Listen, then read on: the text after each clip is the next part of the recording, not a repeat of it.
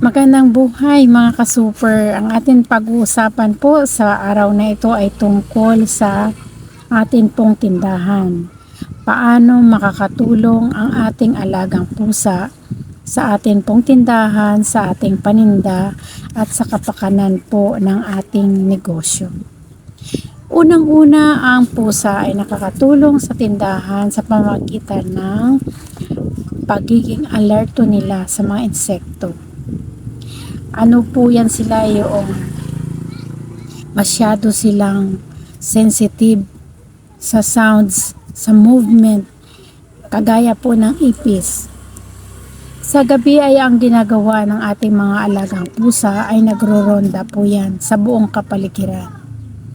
Pag may nakita po silang ipis, sigurado po yan na kanilang huhulihin.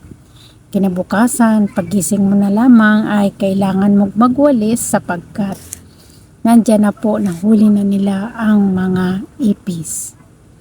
Pangalawa, ay kanila pong mini-maintain ang ating tindahan na wala pong rumoronda na kumakagat ng ating paninda. Ito nga po yung mga mababait. Mapamalaki man yan at saka mapamaliit ay kayang-kaya po nila yang habulin at kanila pong protektahan ang ating paninda nang sa gayon ito ay hindi masira. Yun po yung isang kahalagahan ng pag-aalaga namin dito ng pusa sa aming tindahan. Kung effective po sa amin, subukan nyo ho, wala namang masama. Baka ito ay makatulong din po sa inyo. Pangalawa pong naidudulot sa atin ng ating alaga ay ito po ay maaari nating pampalipas oras. Ang mga alagang pusa, pag sila po ay at home na sa atin, ay malambing po yan.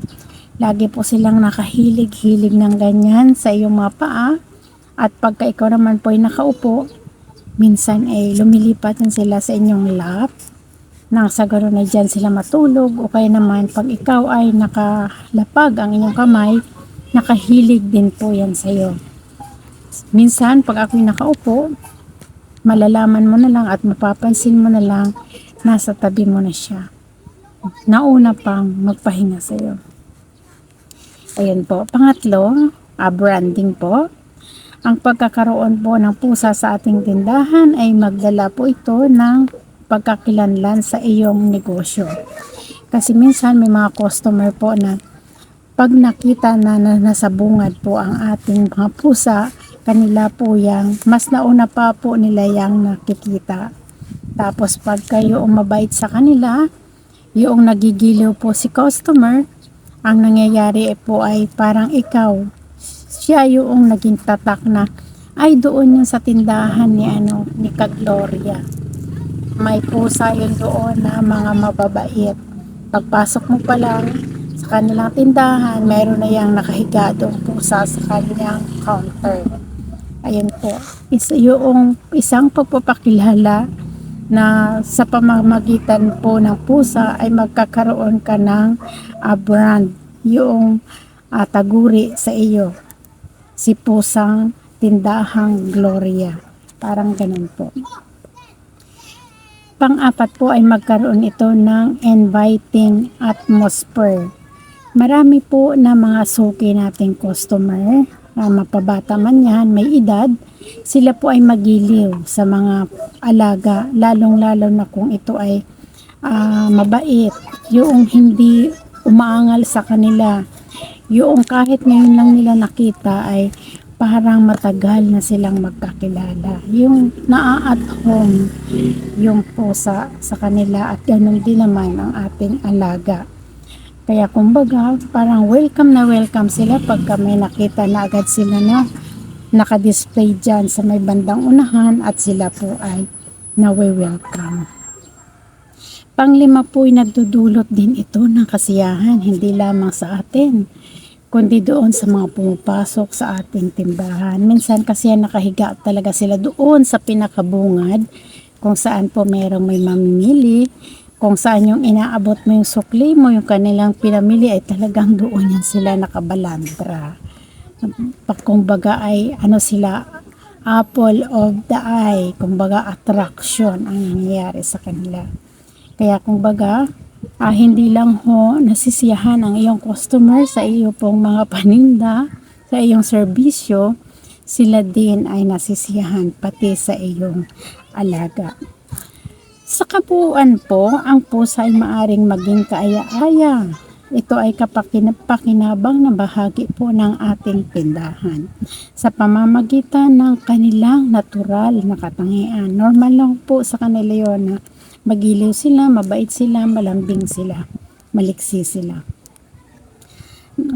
Na ito yung nagiging epekto sa mga tao na sila po ay madaling matawan. Subalit mahalaga din na tiyakin natin ang kaligtasan at kalusugan po ng ating mga alaga. Kasi minsan ano yan sila, so medyo nag-explore, kailangan po yung makaka-apekto o makaka-harm sa kanilang kalusugan, ay aware din tayo na hindi ito nakakalat lamang.